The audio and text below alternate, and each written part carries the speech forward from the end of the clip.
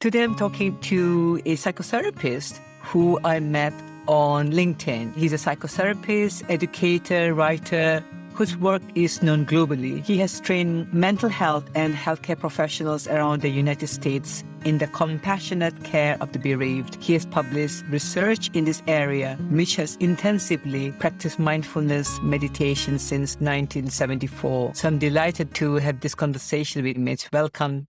Yes, thank you for the invitation. With the beginning of the pandemic, I was aware of just the enormity of suffering that was sweeping the globe. And so I came to LinkedIn and other sites to try to hold hope, to inspire hope, and to provide some wisdom and guidance to help navigate the challenges. And so here we are 2 years later, and, the anxiety and suffering and losses have continued in a variety of ways. Today, we wanted to talk about a specific topic which is very dear to your heart and something that you help people a lot with, and is around bereavement, grief, and loss. So grief is the actual components of mourning or one's bereavement. And so grief, whether it's anxiety or sorrow or guilt or bodily experience, those are all the parts of the mosaic that comprise grieving, mourning, bereavement. Bereavement is definitely in response to the death of a loved one. Mm-hmm. However, mourning, these are all interchangeable concepts, but the reality is that we mourn our former identity when we retire from a job. We mourn the sense of security that comes with feeling safe in the world or in our life. And so all of this points to the process of navigating and moving through loss.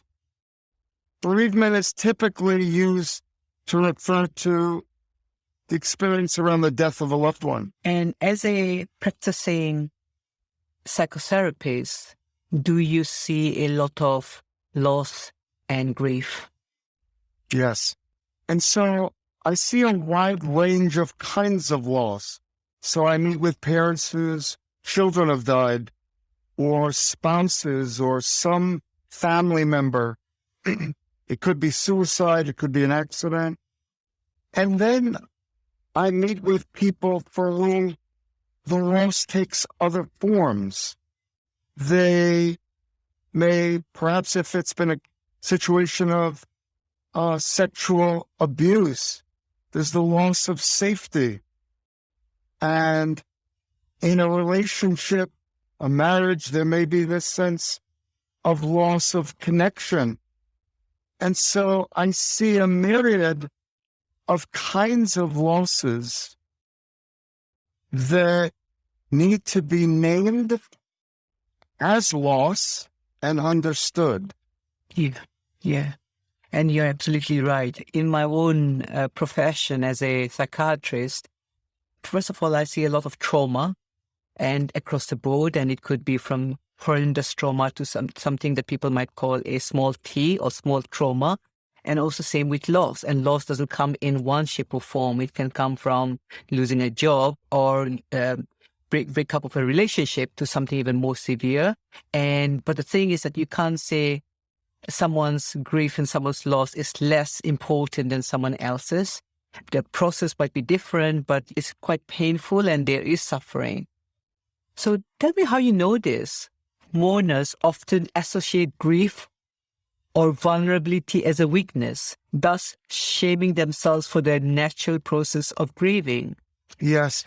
So the predicament is that you often see when someone is crying, begins to cry, they will apologize. And in the media and in families, we talk about someone breaking down, and we praise the stoicism of what we believe is strong and strength. And so over the last almost 45 years of working with people around grief, I can hear in their description of the relationship to the grief a sense of shame, a sense of feeling bad that they're still mourning. And so they allow themselves, as does many cultures, a very small window before they feel they must get over it. And these are unrealistic constraints and timeframes. And so once you pass that, whatever that is, whether you feel it's a month or 6 months, then there begins to be the feeling, I'm not getting on with it. I should be over it by now. And so I hear shame in the story on how people view it. What came to mind is the prolonged grief disorder in DSM-5, and it seems like even in the ICD-11, they are going to include that. And what you're saying is like, if that's the case, why are we putting that as a disorder? What are your thoughts about including that in something like the DSM-5? I think that kind of labeling is a failure to understand the unique arc of people's grief. So, for example, whether it was really a mistake, for example, with parents whose children have died, to pathologize that by giving it a diagnostic label, because we understand clearly that the unfolding of parental grief doesn't fit into these categories. We understand that it's normal for widows and widowers 2 years after the loss to still be feeling a resurgence of the grief. While there are indeed those that get stuck in their mourning, and chronic grief, prolonged grief, is one description where they feel like years later, the grief is as fresh as it was yesterday. We certainly can assess for that. There are too many dimensions of grief and loss that we cannot give a broad stroke pathological diagnosis. And so if you see someone whose loved one died by suicide or died with a sudden death in an accident, we cannot say a year and a half later they should be well on their way to recovery. Yeah, absolutely. Let me share a personal story, Mitch. I think I was in 3rd year of medical school. My father died because of a terrorist bomb blast, and that was very, very traumatic for all of us. One is disbelief of what happened, and all the grief stages I went through and even my family went through. And I thought that was a time that I would never recover, that this is it, my life was over. And I don't think I just recovered in 1 year from the loss of my dad. It took me several years, I would say, because even after 1 year, although I was getting on with life, there were memories, there were flashbacks, and it was as painful, as hurtful. And imagine I had come to see someone and they labeled me and pathologized my grief. It would be like, oh, I'm not meant to be, upset. I'm not meant to be grieving. So it clearly seems wrong to me. The second thing is you're talking about when people are grieving, they cry and they might apologize. I remember an incident where we were laughing because someone was sharing a joke. Someone made a comment about it. Oh, they're laughing. They're supposed to be grieving. And that says something about what you have said. It seems like when we're grieving, we need to fit a pattern in society. We have a certain way of thinking, this is grief. When we're grieving, this is what we need to do. And we should be grieving for this amount of time. If not, then it doesn't fall in that category of what we would say is normal or healthy. So I just wanted to hear your thoughts about it. So those are perfect examples. Where part of what happens when we're confronted with someone who's mourning is that we're very uncomfortable with the vulnerability and the unknown dimensions of grief. And so these efforts to categorize and create these artificial containers of what should be happening is really out of our own sense of being provoked by the discomfort and the vulnerability of grief. And so we try to control it. But we cannot measure our grief by the calendar, and certainly not in the early years. That is a mistake. Having said that, if 5 years later you are grieving again as if it were yesterday, then we need to look and see what is going on with that. But it's important to understand that our expectations of grief are rooted in our discomfort, lack of understanding, and our fear. Beautiful. It's a projection, isn't it? We have our own stuff going on about what it should be and how people should behave around it, and then we project it. And that brings me to the second point that you wanted to make, Mitch, which is social supportive persons often respond with comments meant to assist the mourner, but invariably invalidate the experience, compounding the pain of grieving. So what do you mean? How would they invalidate the experience? Very important. And really, this is what catapulted me into this line of work. My mother died fairly unexpectedly, and the kinds of comments that were made to me were all intended, while good intention, nobody wants to see someone suffer, but the messages are, at least you have other children. At least he didn't suffer. He lived a long life. Don't worry, you can have another baby when someone has a miscarriage or a stillbirth. And so the message given essentially is, don't be so sad, and here's why. I'm going to spin it. Don't question God's will. You now have an angel in heaven. Talking about a mother whose child died of sudden infant death syndrome. And so we create these reasons why someone should feel, or I should say, that someone shouldn't feel as badly as they do. Mm-hmm. Time heals all wounds. You'll be over this soon. You can get another dog. And so the intention, paradoxically at times, is not to help the mourner, but to again help the discomfort of the pertinent person bearing witness to it. We are uncomfortable to be in the presence of those who are grieving.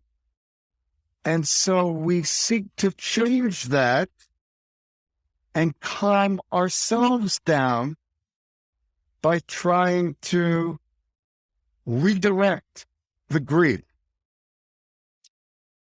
through these well-intentioned comments that actually cause more sorrow. When I first began, I did some research asking those who were grieving about comments made to them.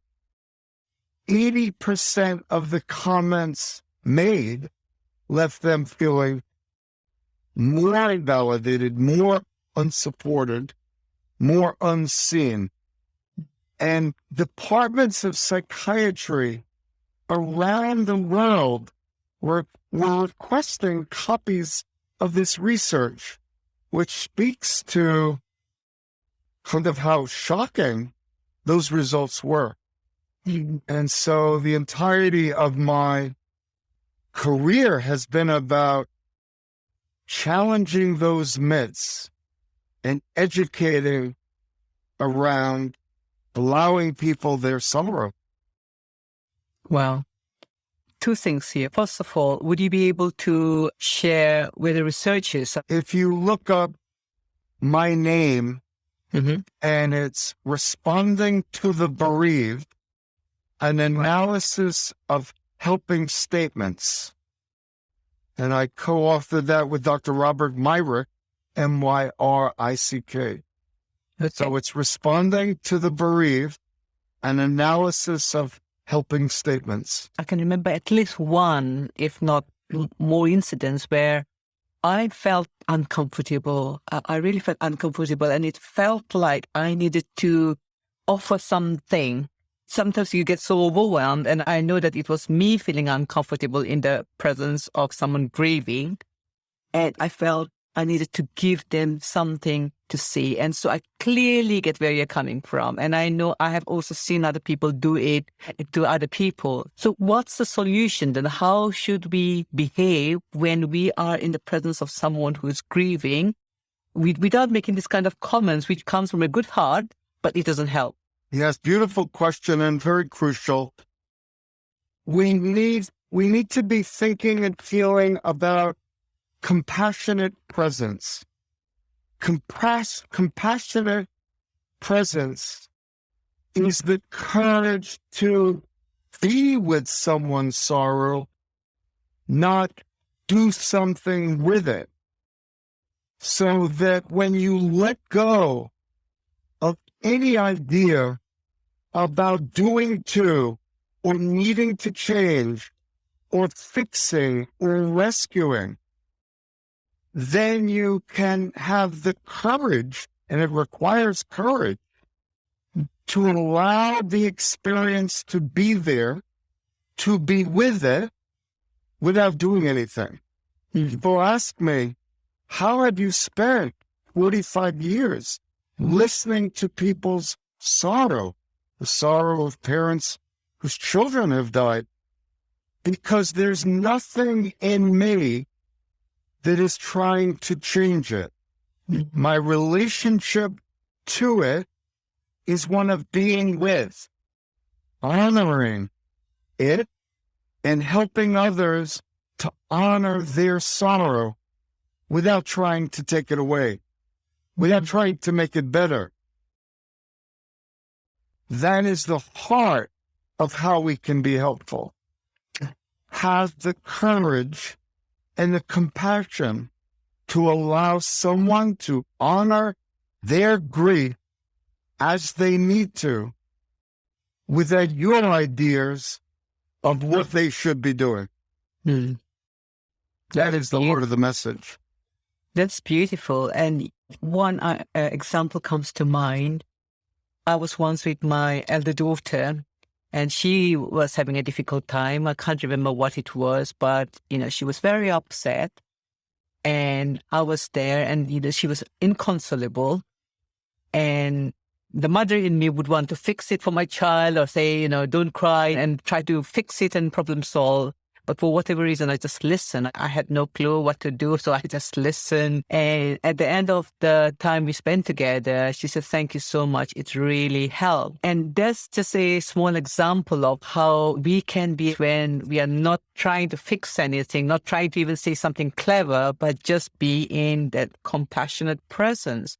That's so beautiful. But like you say, it needs courage. Absolutely. When you think about a baby, we know about the catastrophic tragedy of shaken baby syndrome, when there are those that can't tolerate a baby crying.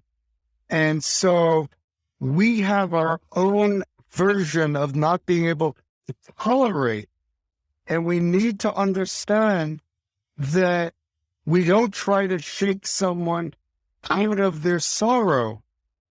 We do what we would do lovingly with a baby, was that we bring that person close to our heart by allowing them their right to sob, to not sob, to have their sorrow.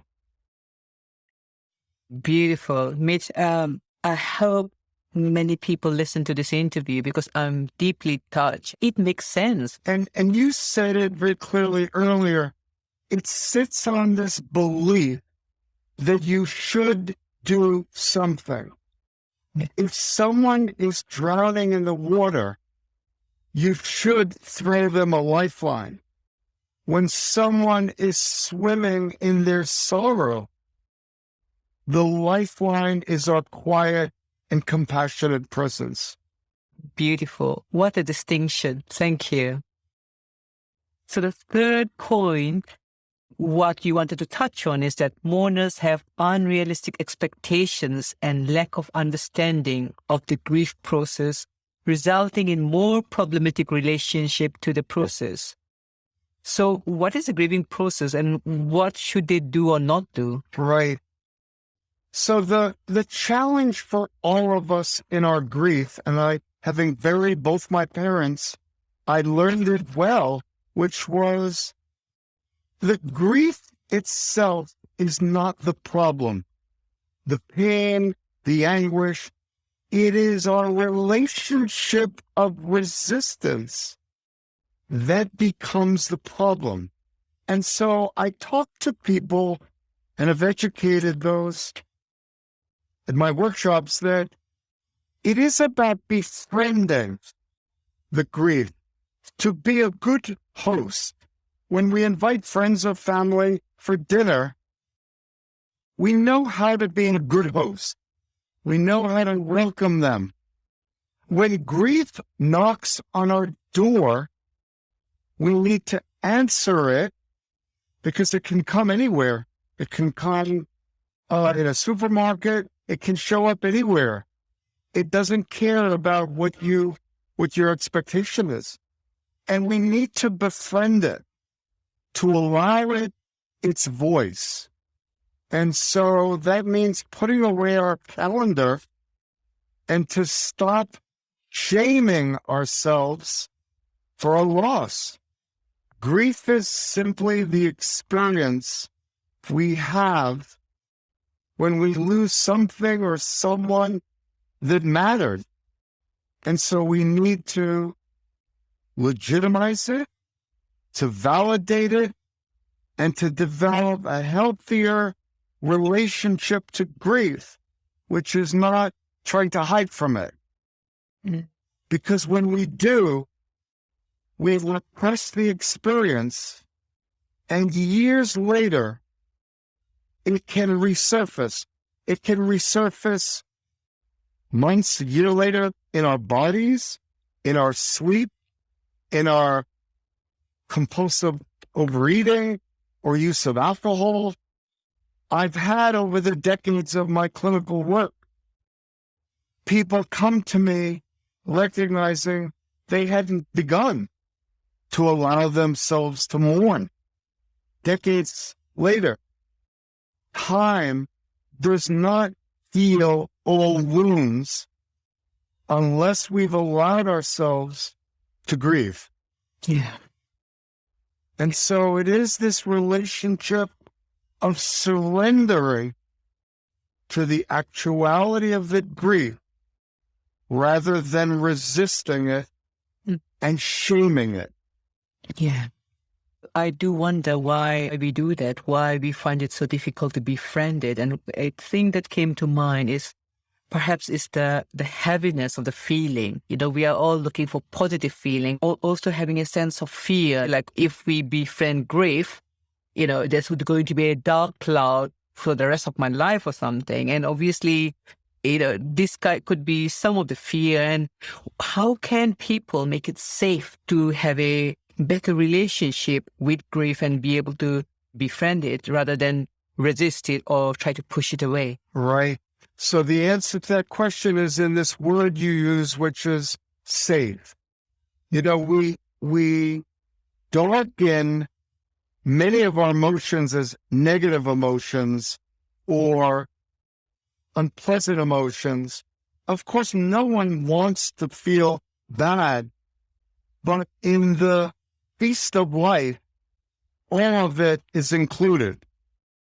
Our joy and our sorrow, our grief and our celebration, And so creating safety is about allowing ourselves to have the emotion and to bring mindfulness, to bring the presence of mindfulness, which is the noticing, the awareness of what's happening without judging it, without the aversion of trying to get rid of it. And so we don't discriminate. This is a good emotion. This is a bad emotion. We allow what comes with it, because grieving is painful. Yeah. Right? And getting safe with grief means letting go of the idea that we shouldn't feel pain, clinging to some other emotion. We need to allow the seasons of our emotions to move through us, maybe to think about the sky. The sky doesn't say, I only want certain kinds of clouds to move through. And so we need to be the sky that holds the clouds of grief, trusting it will move through. You said earlier, certainly as mourners, we're afraid if we open to it, it'll never stop. I've never met anybody who started to cry and never stopped. It has a beginning, it has a middle, and it has an end. Just like the clouds in the sky. Yeah. Allow your sorrow to move through you and just hold the space for it to do what it's doing. Yeah. And I guess the way people might feel stuck is that they have a lot of judgmental thoughts about the crying, that I should not be crying. And the more you resist it, you're bringing back more of those clouds, because you're constantly analyzing those clouds and you're making them wrong rather than allowing them to pass, because that's their nature. They will pass. And then you might have another emotion come true to you. Yes. I remember when my father died and I'd be shaving, and then all of a sudden I would burst into tears out of nowhere. I put the razor down and I sat down and just let it rip, let the tears come. When it ended, I went back to shaving. We disempower our fear of grief when we allow it to have its voice without interfering with it. We need to get out of the way, allow it to do what it's doing, and then go back to our life, whatever that is that we're doing. Yeah. But the fear energizes it and strengthens its terror on us. It becomes the monster. Yeah. Grief is not a monster. It is the sorrow of saying goodbye when we lose someone we love. Yeah. And I guess then it matters, doesn't it, as to who is around you and how tuned they are to your being okay to be upset, you know. So if, say, for example, you break down and your family members say, oh, we need to take you to a doctor because, you know, you're still crying, that's not a safe space for the person to really express themselves and to process the grief. So I guess there's something about if the people around us were to allow us the space for us to express grief the way it expresses itself, then it becomes a safe space. But if the people around you are judging you constantly and making you wrong, then I guess then you might end up suppressing your grief because you think, oh my goodness, my mom might think I'm still, you know, I'm vulnerable or I'm weak or, you know, something's wrong with me. Yes. So you raise another very critical piece here, is that unfortunately as grievers, we have to educate and alert those around us that we don't want any advice. We don't want them to do anything. We just want them to be with us. Yeah. Because it's not safe to be vulnerable with those that want to shake us out. And so grievers need to advocate for themselves for the safety that is their birthright. not to allow someone, not to silently just allow someone to say at times horrible things to us, you know? And as I mentioned earlier, many parents that I've spoken to suffer more deeply by the insensitivity of the comments made to them. And so we need to set a boundary when we're around people in sorrow and say, please, I welcome your hugs, I welcome your silence, but I don't need or want any advice. Please respect my wishes so that I can safely grieve in your presence. That's beautiful. So, Mitch, we're coming to an end of this conversation, which I thoroughly enjoyed. Any further advice you would like to give anyone, like I'm thinking of healthcare professionals, for example, or therapists or counselors who are working with people who are grieving? What are the things they need to bear in mind? When I was training in my second master's program, I trained the first-year students in grief and loss. And what I was struck by is you have to know training in this huge dimension of life, which is grief and loss. So I would say that any therapist, mental health professional, anybody in a helping role needs to be able to take a loss history to know, is this day, this week, the anniversary of a traumatic loss? Maybe their husband committed suicide 5 years ago. And what you're seeing is the depression associated with that. And so we must sharpen our understanding as providers about grief, what is helpful, what is not helpful, how all-encompassing it is, and how to respond to it. Because right now, we are in the Stone Ages around this understanding. And clearly with the pandemic and the war and violence in America, there's an enormous amount of unspoken grief and collective sorrow, collective anxiety for the loss of safety, the loss of predictability, sending your child to school. So this arena of loss, anyone in a helping role must understand more deeply what it is. And I recommend the work of Dr. Therese Rando, R-A-N-D-O, as a wonderful educator. She wrote a book called How to Go On Living When Someone You Love Dies. She is one of the pioneers.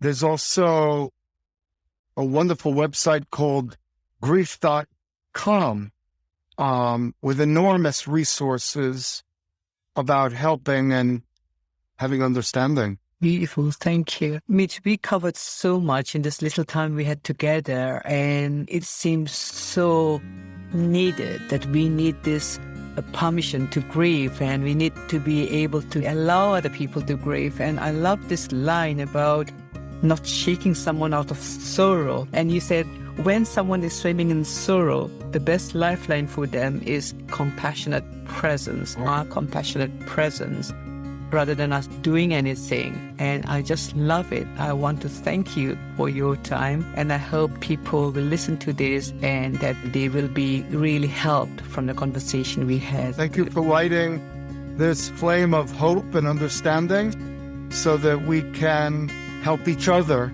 in this journey of our lives. Absolutely.